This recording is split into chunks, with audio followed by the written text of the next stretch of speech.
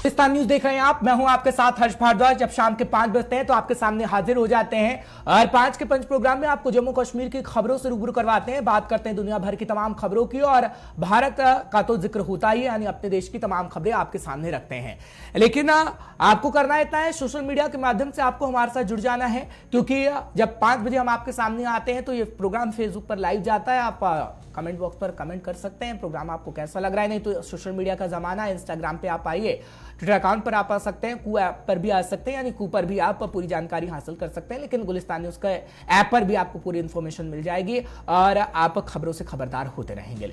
लेकिन 5 के पंच प्रोग्राम में जब हम आपके सामने आते हैं तो एक एक करके 5 तस्वीरें सबसे पहले रखते हैं जो आपको बताती हैं पूरे दिन का ब्यौरा, कि पूरे दिन में क्या कुछ खबरें रही हैं, और उन्हीं खबरों को एक एक करके हम आपके सामने रखते हैं, ट्रेंडिंग करती हुई तस्वीर, और उसके बाद जम्मू कश्मीर की खास खबरें आपको बताते हैं।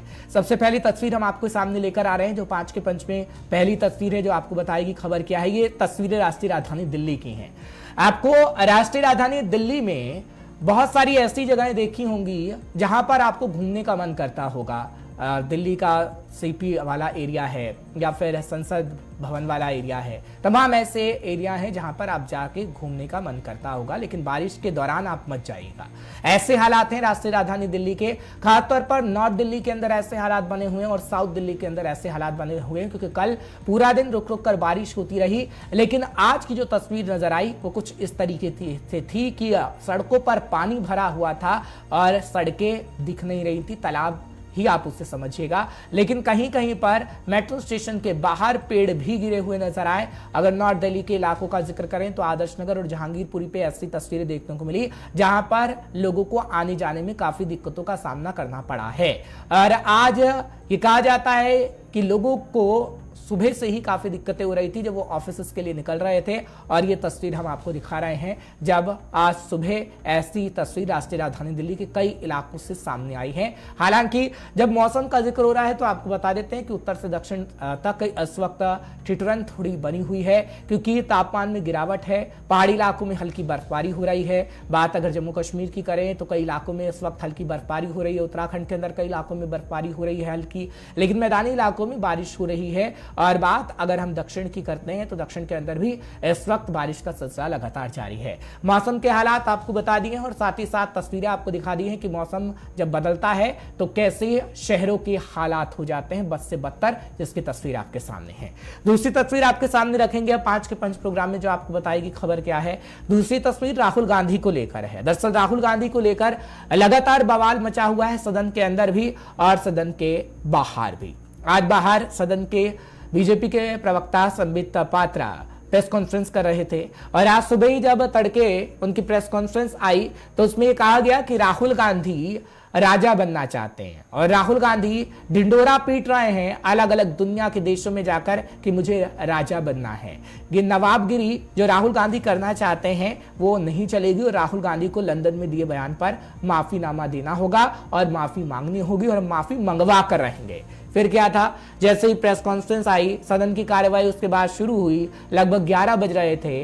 सदन की कार्यवाही शुरुआत होते ही स्थगित 2 बजे के लिए कर दी गई और उसके बाद गुरुवार तक के लिए स्थगित कर दी गई, क्योंकि हंगामा राहुल गांधी के मुद्दे पर हो रहा था कि राहुल गांधी लंदन वाले बयान पर माफी मांगे, जब उन्होंने कहा था कि देश में संकट है और लोकतंत्र की हत्या हो चुकी है, लोकतंत्र खतरे में भारत देश का है। उस बयान पर माफी मांगने को कह रही है बीजेपी, लेकिन कांग्रेस भी सदन के अंदर डटी रही और अडानी के मुद्दे पर जेपीसी मांग करती रही। यानी बजट सत्र का दूसरा चरण चल रहा है, हंगामे की भेंट वो चढ़ रहा है और आज भी ये तस्वीर देखने को मिली। और आगे जब गुरुवार को एक बार फिर से शुरुआत होगी सदन की कार्यवाही की तो शायद यही खबर 5 के पंच में हम आपके सामने रखेंगे और कहेंगे कि सदन की कार्यवाही स्थगित हो गई, सदन नहीं चल पाया हंगामे की वजह से। क्योंकि अब ये भविष्यवाणी भी आप कर सकते हैं, क्योंकि सदन की कार्यवाही अब तक नहीं चल पाई है। दूसरा जब बजट सत्र जब से शुरुआत हुआ है, दूसरा चरण जब से शुरुआत हुआ है, जनता के मुद्दे नहीं उठ पा रहे हैं और ये देश की विडंबना है।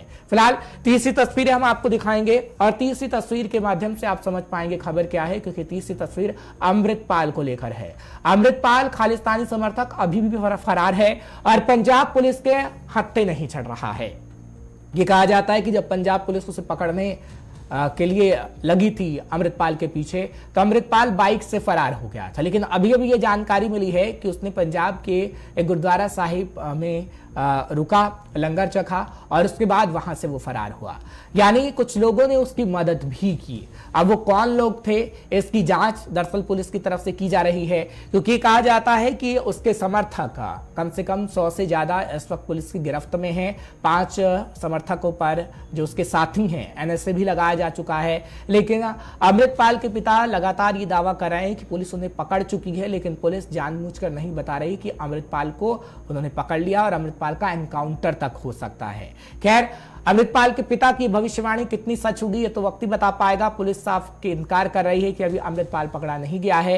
इंफॉर्मेशन हासिल करने की कोशिश पुलिस इस वक्त कर रही है और अमृतपाल को लेकर इस वक्त पंजाब के अंदर काफी हंगामा मचा हुआ है। लेकिन आज दिल्ली के सीएम अरविंद केजरीवाल और पंजाब के सीएम भगवंत मान की प्रेस कॉन्फ्रेंस आई पंजाब को लेकर खास तौर पर, और वो कह रहे हैं कि पंजाब की शांति भंग करने की अगर कोई भी कोशिश करेगा तो उसका हश्र क्या होगा वो आप अच्छे से समझ सकते हैं, और इशारा किस और था वो भी आप समझ गए होंगे। फिलहाल चौथी तस्वीर आपके सामने रखते हैं और चौथी तस्वीर के माध्यम से आपको बताते हैं खबर क्या है। कि चौथी तस्वीर आप देख रहे हैं वो गुलाम नबी आजाद साहब की है। गुलाम नबी आजाद साहब ने जब से अलग पार्टी बनाई है, जब से गुलाम नबी आजाद साहब एक दिन भी आराम नहीं कर रहे हैं, बल्कि वो लोगों के बीच पहुंच रहे हैं।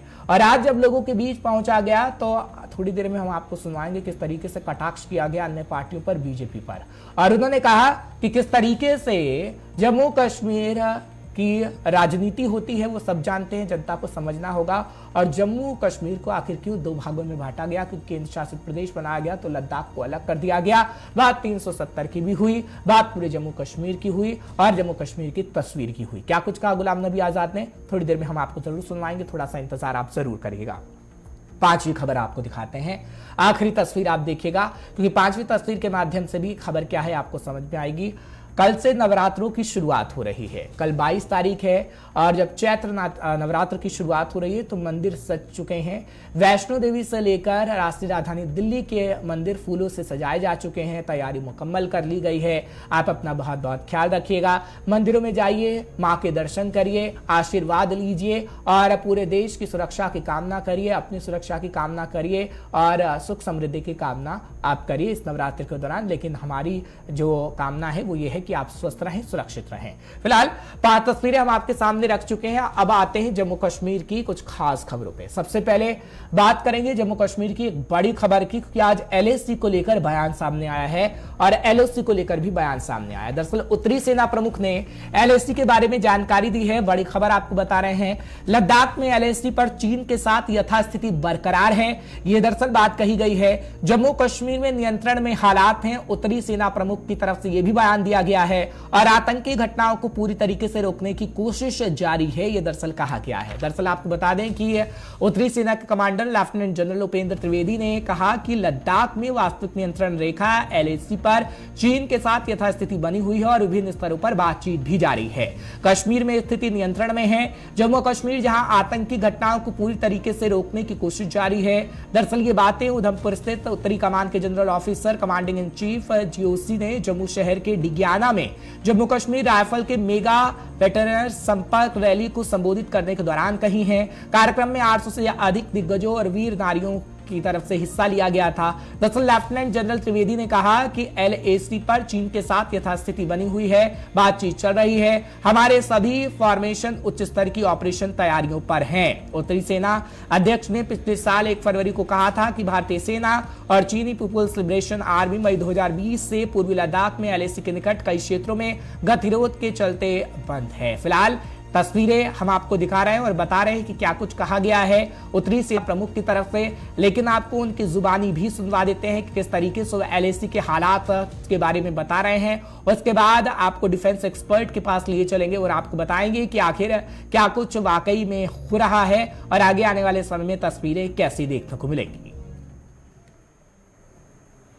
सबसे पहले मैं आपको लंदन आर्मी कमांडर की हैसियत से ताजा हालातों के बारे में बताना चाहूंगा। जहां तक एलएसी पर सवाल है, चाइना के साथ हमारा स्टेटस को मेंटेन्ड है। विभिन्न स्तर पर तथा अलग अलग समय पर बातचीत जारी है और हमारी सारी formations high level of preparedness पर है। लाइन ऑफ कंट्रोल पर सीज फायर जारी है और जो इन्फिल्ट्रेशन के कुछ प्रयास हुए हैं जिनको हमारी यूनिटों ने सफलतापूर्वक निष्फल कर दिया है। इंटरनेट की स्थिति काफी हद तक काबू में है हमारे CICT ग्रिड पूरी तरह से सिविल एडमिनिस्ट्रेशन के साथ काम कर रही है और कोशिश जारी है कि हम इस तरह की घटनाओं को पूरी तरह से रोक सकें। हमारे रेजिमेंट का गठन जैसे आपको विदित है 1820 में जम्मू में महाराजा गुलाब सिंह की अगुवाई में हुआ था।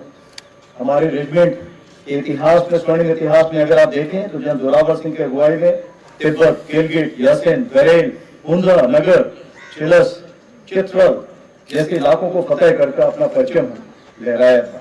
1820 से लेकर अभी तक के हर युद्ध में हमारी रेजिमेंट ने हिस्सा लिया है और अपना शौर्य और बलिदान की अद्भुत मिसाल दी। उस एनिवाला ऑपरेशन में फोर्ट जयकृत के साहसिक कार्य के और इतिहास में हमारी बहादुरी को देखते हुए हमारी रेजिमेंट को भारतीय सेना का अभिन्न अंग बनाया गया और 1963 में हमारे रेजिमेंट को पुनः जम्मू कश्मीर राइफल्स रेजिमेंट का नाम दिया गया। हमारे रेजिमेंट ने हर क्षेत्र में देश सेवा की अनेक मिसाइलें कामें की हैं, जिसकी वजह से हमारे रेजिमेंट को 2 परमवीर चक्र, 2 अशोक चक्र, 1 पद्म भूषण, 5 महावीर चक्र, 11 कीर्ति चक्र मिलाकर अनगिनत सम्मानों से सम्मानित किया गया है। इस रैली के माध्यम से हम उन पूर्व सैनिकों का सम्मान करना चाहेंगे जिनके कारण आज हम स्वतंत्र और स्वच्छंद हैं। तो पूर्व सैनिकों का सम्मान किया जा रहा था और साथ ही साथ LAC की यथास्थिति के बारे में बताया भी जा रहा था और वो तस्वीरें हम आपको दिखाने की कोशिश कर रहे थे। फिलहाल कैप्टन अनिल गौर साहब इस वक्त मेरे साथ जुड़े हुए हैं डिफेंस एक्सपर्ट के तौर पर। अनिल गौर जी, आपका स्वागत कर रहा हूं 5 के 5 प्रोग्राम में। आप हमारे साथ जुड़े हैं, अपना समय निकाला है आपने।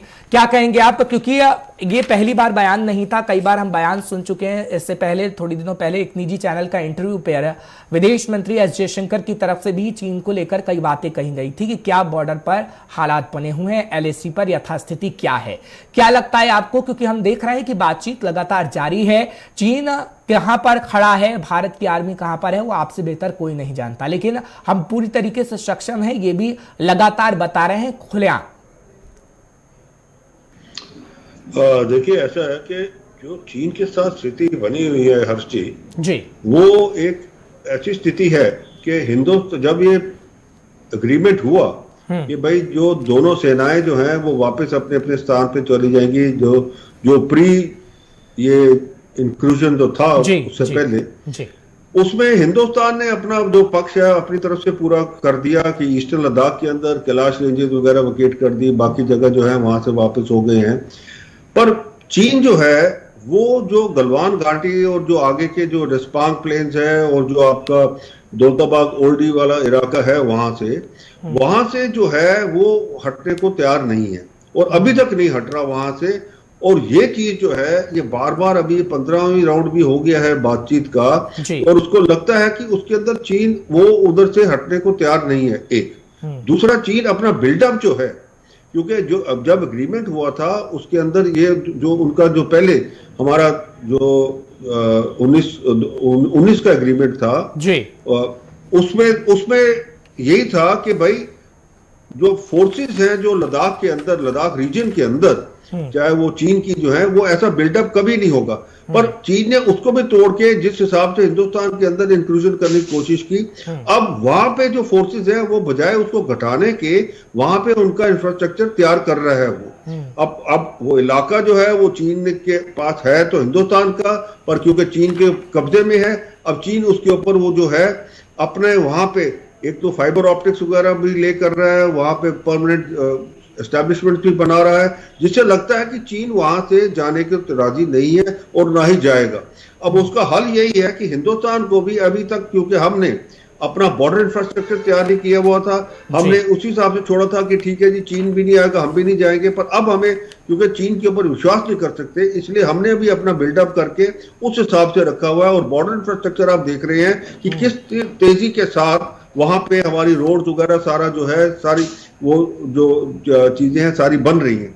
वो इसलिए क्योंकि अब हमें ये लगता है कि देखिए हम जिस हिसाब से चीन के साथ पहले बातचीत करके सुलझा देते थे, अब वो बात नहीं है, क्योंकि अगर हम अभी तैयार होके नहीं बैठे, चीन का कोई पता नहीं। लेकिन अनिल जी आप ये कह रहे हैं कि हमें दोनों तरीके से तैयार रहना होगा, क्योंकि हम देखते थे कि पहले वो स्थिति नहीं थी, पहले घोड़े से सामान जाता था, अन्य स्थितियां हमने देखी हैं। लेकिन अब BRO की तरफ से आप देखिए कैसा काम किया गया है, जिस इंफ्रास्ट्रक्चर के आप जिक्र कराए हैं, तो क्या दोनों फ्रंट पर हम तैयार हैं हैं कि हाँ, अगर आप बातचीत से मानते हैं तो ठीक है, नहीं तो हमने वर्ल्ड सिनेरियो भी ऐसा तैयार किया है कि अगर हम कोई कार्रवाई करते हैं तो दुनिया हमारा भी साथ देगी। ऐसी सिचुएशन भी हमने देखी है इस वक्त, जो एस जयशंकर साहब दुनिया के कई देशों में जाकर कह के भी आए हैं। अनिल जी। बिल्कुल, देखिए इसीलिए हमने जो है अपना वहां पे डिप्लॉयमेंट जो है हमने सारी तरीके से की हुई है। हमने अभी कोई उसमें कोई कमी नहीं छोड़ी। मेरे को ज्यादा उसके ऊपर मतलब कि डिटेल में जाने की जरूरत नहीं है, पर मैं इतना आपको कह सकता हूं कि हमारी फौज जो है वहां पे पूरी सक्षम है चीन को रोकने के लिए और चीन के साथ मुकाबला करने के लिए और चीन को हराने के लिए भी। ये मैं आपको पूरा यकीन से कह सकता हूं, क्योंकि हमारे मेन हैं, जो हमारे फौजी हैं, जो हमारे फौजी जवान हैं, जो हमारे अफसर हैं, वो चीन के फौज के फौजियों से और फौजी अफसरों से कई गुना जो हैं वो देश की रक्षा और देश के लिए जान मर मिटने के लिए तैयार होते हैं। तो एक तो वो जो फैक्टर होते हैं जिसको कहते हैं मैन बिहाइंड द मशीन। आपके पास जितना मर्जी अच्छी औजार हो, जितना अच्छा आपके पास बढ़िया सामान हो, पर अगर आदमी की जो नीयत है पीछे उसके अंदर वो ही नहीं है तो वो सामान का कोई फायदा नहीं। तो इसीलिए हिंदुस्तान की जो फौज है और हमारे जो अफसर हैं वहां पे वो बिल्कुल तैयार है। और उसके साथ साथ अब जो हमारा इक्विपमेंट भी है उसी हिसाब से अपग्रेड हो गया है। वहां पे हमारे पास मिसाइल्स भी हैं, हमारे पास ड्रोन भी है, हमारे पास सब कुछ है।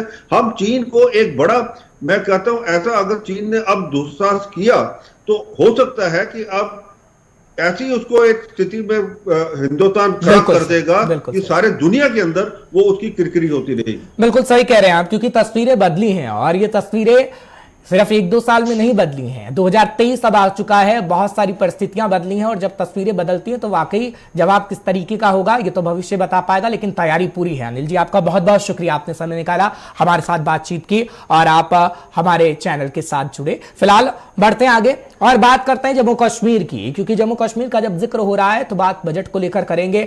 आज हंगामे के बीच लोकसभा में पास हुआ है जम्मू कश्मीर का बजट। बड़ी खबर इस वक्त की आपको बता रहे हैं, सदन की कार्यवाही गुरुवार तक के लिए फिलहाल स्थगित कर दी गई है, लेकिन हंगामे के बीच जम्मू कश्मीर का बजट पास हो गया है। बीजेपी सांसद जुगल किशोर शर्मा ने बजट पर अपनी बातों को रखा है और उसके बाद इस बजट को पास किया गया है। आपको जानकारी इस वक्त बड़ी दे रहे हैं, क्योंकि पिछले दिनों जम्मू कश्मीर का बजट पेश किया गया था, लेकिन अब जम्मू कश्मीर का बजट पास हो गया है। ताजा जानकारी और बड़ी खबर आपको देने की कोशिश कर रहे हैं। दरअसल काफी हंगामा हो रहा था विपक्ष की तरफ से, लेकिन ठीक कहा जाता है कि जब सदन की कार्यवाही की शुरुआत हुई तो जम्मू कश्मीर के बजट को लेकर सांसद जुगल किशोर शर्मा ने बातें रखनी शुरू करी, जिसके बाद तुरंत जम्मू कश्मीर का बजट पास हो गया और उसके बाद सदन की कार्यवाही को स्थगित कर दिया गया है। फिलहाल इस वक्त की बड़ी खबर और ताजी जानकारी आपको देने की कोशिश कर रहे हैं, क्योंकि जम्मू कश्मीर इस वक्त केंद्र शासित प्रदेश है, इसलिए जम्मू कश्मीर के अंदर अपनी विधानसभा नहीं है और हम देख रहे हैं कि सदन के अंदर किस तरीके से बजट पेश किया गया, लेकिन अब जम्मू कश्मीर का बजट पास हो गया है।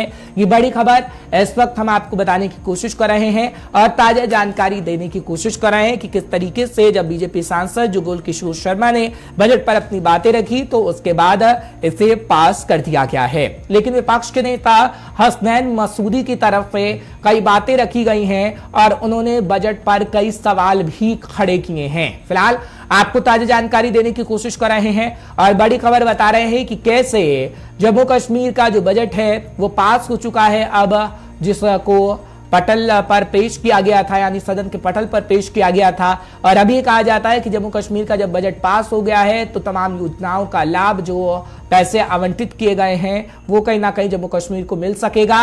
और अगर बात विपक्ष की करें तो विपक्ष ने सवाल भी खड़े कर दिए हैं जम्मू कश्मीर के बजट को लेकर, क्योंकि हसनैन मसूदी की तरफ से सवाल खड़े किए गए हैं, लेकिन जुगल किशोर जो कि बीजेपी के सांसद हैं, उनकी तरफ से पूरा ब्यौरा बजट के बारे में दिया गया है, जिसकी जानकारी इस वक्त हम आपको देने की कोशिश कर रहे हैं।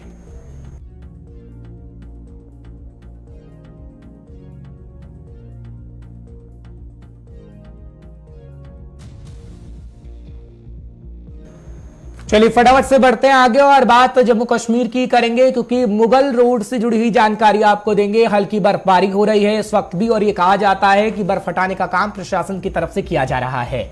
आपको इस वक्त की बड़ी खबर दे रहे हैं और ताजा जानकारी पहुंचाने की कोशिश कर रहे हैं, क्योंकि ये कहा जाता है कि जम्मू कश्मीर के अंदर मुगल रोड से बर्फ हटाने का काम जारी है और मुगल रोड पर एक बार फिर से ताजा बर्फबारी हुई है। थोड़ी देर में हम तस्वीरें आपको जरूर दिखाएंगे, लेकिन प्रशासन की तरफ से युद्ध स्तर पर काम जारी है और अभी भी हल्की बर्फबारी हो रही है। ये तस्वीरें हम आपको मुगल रोड की दिखाने की कोशिश कर रहे हैं कि किस तरीके से मुगल रोड से बर्फ को हटाने की कोशिश की जा रही है, क्योंकि कहा जाता है कि 1 से 1.5 फीट बर्फ जमी हुई है और ताजा बर्फबारी के कारण भी हालात खराब हुए हैं, जिसके बाद प्रशासन की तरफ से लगातार काम किया जा रहा है और प्रशासन बर्फ को हटाने का काम कर रहा है। बड़ी खबर इस वक्त हम आपको बता रहे हैं, क्योंकि लोगों को दिक्कतों का सामना ना करना पड़े इस रास्ते पे, उसको लेकर पहले ही प्रशासन की तरफ से लगातार काम जारी रखे हुए था प्रशासन।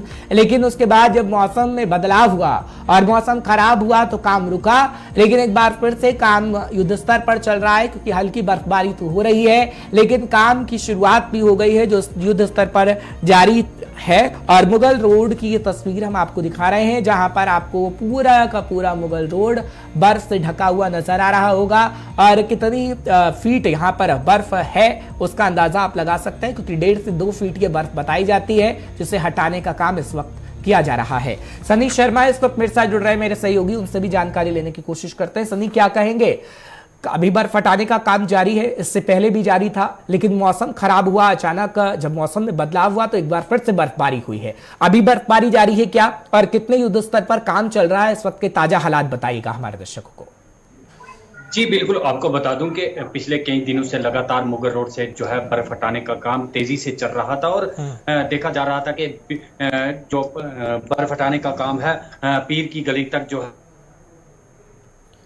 जी था। और बीती रात देखा गया है कि एक बार फिर से तेज बर्फबारी हुई और बर्फबारी से जो बर्फ हटाने का काम था उसमें कहीं ना कहीं अब देरी जरूर लग रही है, क्योंकि आज सुबह से ही मौसम में फिर से करवट बदली है और धूप जरूर निकली है, पर पीर की गली की अगर आप बात करें तो वहां पर अभी भी मौसम जो है वो खराब है और जो है थोड़ी थोड़ी जो बूंदाबांदी है वो चल रही है। पर जैसा ही हमारी भी कुछ लोगों से अभी बात हुई है कि वहां पर जो है बर्फ हटाने का काम जो है वो शुरू होना चाहिए, क्योंकि ज्यादातर हमारे देखा जाता है कि जोरी पुंछ के जो लोग हैं पीर गली से ही कश्मीर जाना चाहते हैं और लोगों की पिछले कई दिनों से ये मांग थी और देखा जा रहा था कि उसी मांग को देखते हुए जल्द से जल्द इस बार बर्फ हटाने का काम जो है वो जारी किया गया था। ऐसा लग रहा था कि आने वाले 5-6 दिनों में बर्फ हटाने का काम जो है वो पूरा कर लिया जाएगा, पर ऐसा देखा जब बीती रात बर्फबारी हुई तो देखा जा रहा है कि 1 से 1.5 फीट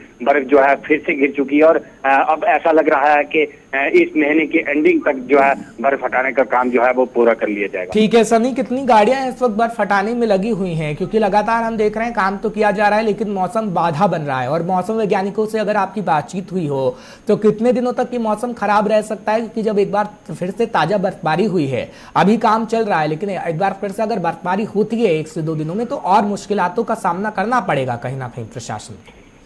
जी बिल्कुल, जिस तरह से मौसम विभाग की तरफ से कहा गया है कि आने वाले दिनों में फिर से जो है बारिश हो सकती है और जब भी ये बारिश होती है तो ये जो पीर गली का इलाका है एक बहुत ऊंचाई वाला इलाका है और अक्सर हम देखते हैं जब भी इन जम्मू कश्मीर या हमारे जो पूंछ का इलाका है यहाँ पर बारिश होती है तो वो पीर की गली की तरफ जो है वो बर्फ गिरना शुरू हो जाती है। अक्सर हम देखते हैं कि इन दिनों में भी उस इलाके में जो है वो बर्फ गिरती है। तो मेरी जब वहां पर जो टेक्निक टीम है उनसे बात हुई थी, उनका कहना था कि हमने जो है वो काम जो है वो शुरू किया हुआ है पर बारिश जो है ये बाधा बन जाती है। ऐसा लग रहा है कि आने वाले दिनों में अगर बारिश होती है तो यहाँ पर और भी बर्फ गिर सकती है और जिस तरह से उनकी तरफ से ये कहा गया था कि इन दिनों में हम बर्फ हटाने का काम जो है वो पूरा कर लेते अगर बारिश ना होती। अगर इन दिनों में मौसम साफ रहता है तो इस काम को पूरा कर लिया जाएगा। चलिए ठीक है, आपका बहुत बहुत शुक्रिया तमाम जानकारी पहुंचाने के लिए, दर्शकों को अपडेट रखने के लिए। लेकिन जल्द से जल्द प्रशासन ये कह रहा है कि काम युद्ध स्तर पर जारी है, तो आगे आने वाले समय में काम को पूरा किया जाएगा। मुगल रोड से बर्फ हटाने का काम किया जाएगा, बशर्ते अगर मौसम खराब हुआ तो थोड़ी परेशानी प्रशासन को जरूर होगी, लेकिन प्रशासन की तरफ से पूरा काम किया जा रहा है और सन्नी आपको पूरी रिपोर्ट देते रहेंगे। मेरे सहयोगी लगातार जानकारी आप तक पहुंचाते रहेंगे। फिलहाल 5 के पंच में आपसे अलविदा कहने का वक्त हो गया है, लेकिन कल ठीक 5 बजे आपके सामने फिर हाजिर होंगे 5 के पंच में। मुझे आप इजाजत दीजिएगा। ब्रेक के उस पार देखिए ग्राउंड रिपोर्ट।